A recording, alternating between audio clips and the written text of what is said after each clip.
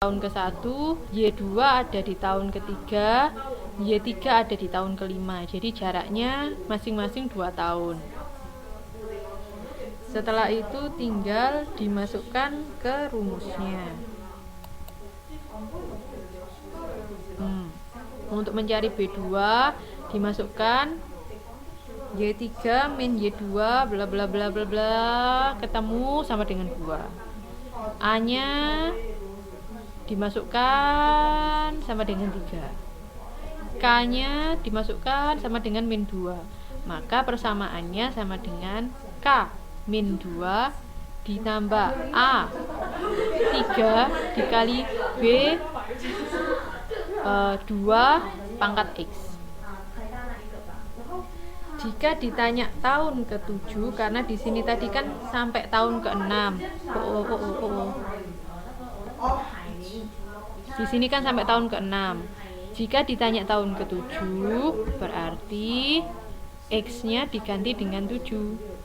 Di situ sudah ada jawabannya bahwa ramalan jualan pada tahun ke-7 adalah 190 unit. Gitu. Oke. Nah, sedikit lagi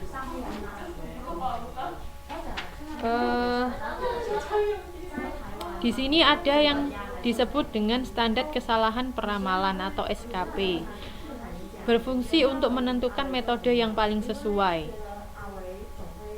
Kan tadi kita punya berbagai macam metode. Nah, kita cari mana yang paling sesuai. Jika nilai SKP-nya terkecil atau kecil, maka nilai kesesuaiannya tinggi.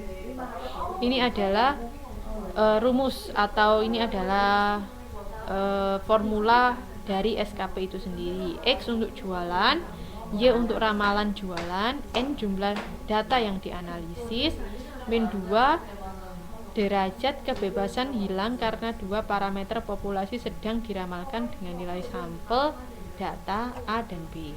Kita masuk ke contoh saja. Jadi di sini ada contoh kita menggunakan metode garis lurus. Jika kita menggunakan metode garis lurus, persamaannya adalah Y sama dengan 132 plus 10X. Di sini A-nya 132, BX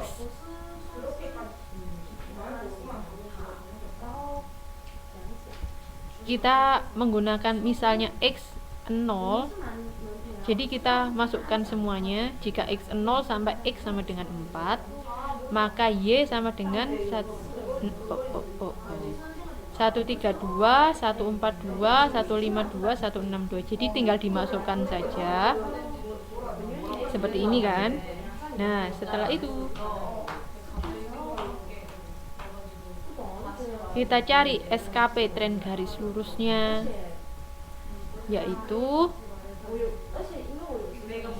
X, ada X,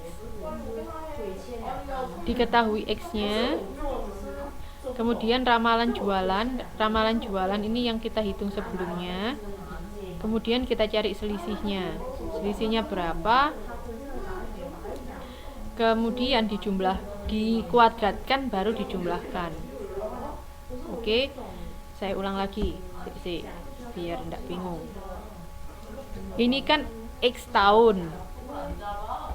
Setelah kita masukkan X tahun ini, ketemu ramalan jualannya. Ini Y. Ramalan jualan ini masuk di sini. Ramalan jualan Y. Sedangkan ramalan jualan nyata X ini diketahui. Kita nggak ngitung ini, sudah diketahui. Kita ngitungnya ramalan jualan. Terus kita cari selisihnya, dikuadratkan, kemudian dijumlahkan. Jumlahnya adalah 30. Kita masukkan rumusnya SKP. N-2, N-nya sama dengan 5, dikurangi 2 sama dengan 3, dan totalnya adalah 3,16. Ini adalah SKP jika menggunakan garis lurus. Contoh yang kedua,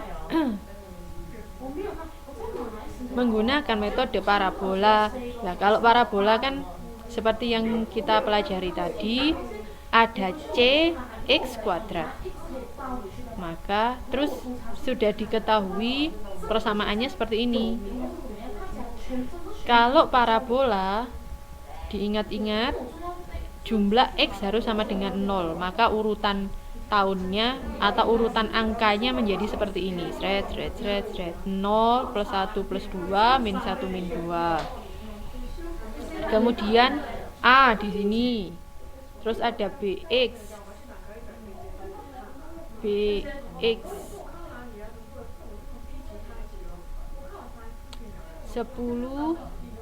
kalikan X. B nya kan 10, X nya ini, jadinya BX 10 kalikan X. CX, C nya min 0,71, X kuadrat, di sini misalnya 4. Jadi tinggal dimasukkan, tinggal dikalikan saja semuanya, sret. Maka ramalan jualan sama dengan Y, ini semua ditambahkan, ditambahkan sama dengan 130,59. Tabel ini nanti masuk di sini. Nah, ramalan jualan berdasarkan garis lengkung, tren garis lengkung atau parabola. Jualan nyata X-nya di sini sudah ditentukan, jadi kita tidak utik-utik. Setelah itu dikurangan, dikuadratkan, setelah dikuadratkan dijumlahkan. Hasil SKP-nya adalah 2,76. Berarti lebih kecil atau lebih besar dari yang tren garis lurus.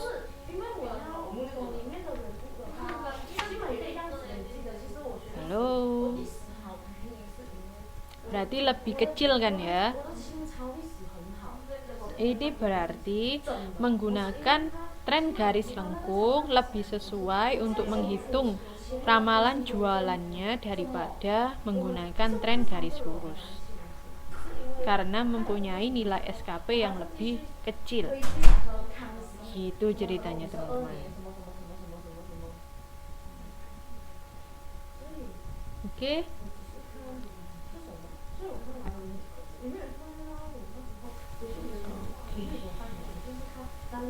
Sampai di sini ada yang ditanyakan?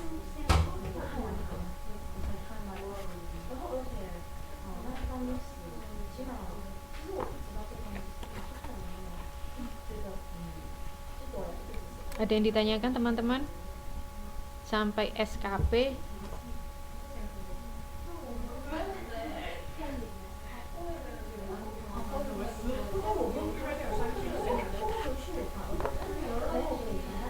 Jelas ya sampai di sini ya.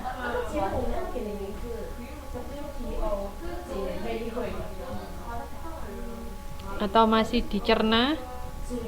Oke, alhamdulillah. Jadi karena waktunya sudah jam segini, jadi sepertinya kita lanjutkan di pertemuan berikutnya. Teman-teman mau, ini kan masih separuh ya. Jadi teman-teman mau melanjutkan di kelas selanjutnya atau kita ada kelas tambahan lagi? Mungkin kita bertemu hari Sabtu. Bagaimana? Atau saat TTM? Hari Minggu kita TTM ya.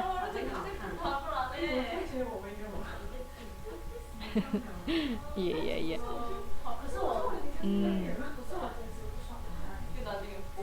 Kalau gitu Mbak Rika, kalau Mbak Rika ada yang mau disampaikan?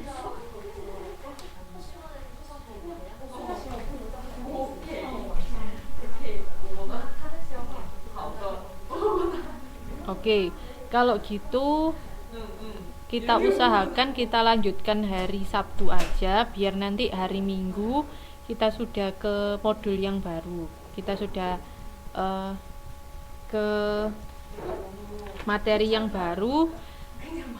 kalau memang ada yang ditanyakan di modul 2 ini, kita bisa bahas pada hari itu.